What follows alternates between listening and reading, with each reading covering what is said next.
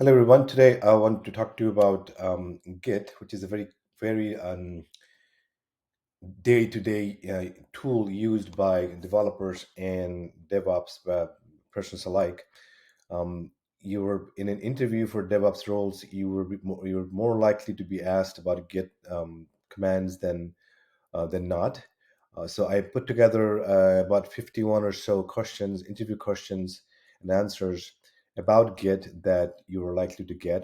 This is some of the questions I've been asked myself or I've asked others during when I interviewed for DevOps roles, especially for junior roles.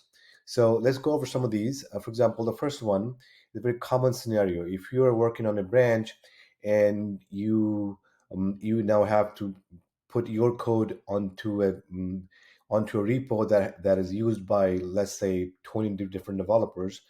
What does the process look like? What happens first? What happens next? And so on and so forth. How do you see that flow going? Because if you work on any DevOps roles, you would know this because this is how a code gets put into live production. Let's pick up another one. Let's see.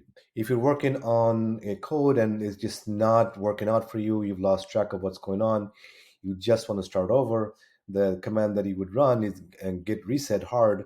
That way you start fresh on your branch, for example. So that's another scenario that you might be given, uh, to which you have to answer how you get out of the situation. Another one, log. A lot of times things get messed up in Git repos.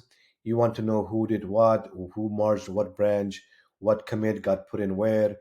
Git log is a really good way to find out. For example, a lot of times you want to know if anybody has put in any new um, merges or commits between the time you checked out the code and now you're ready to merge.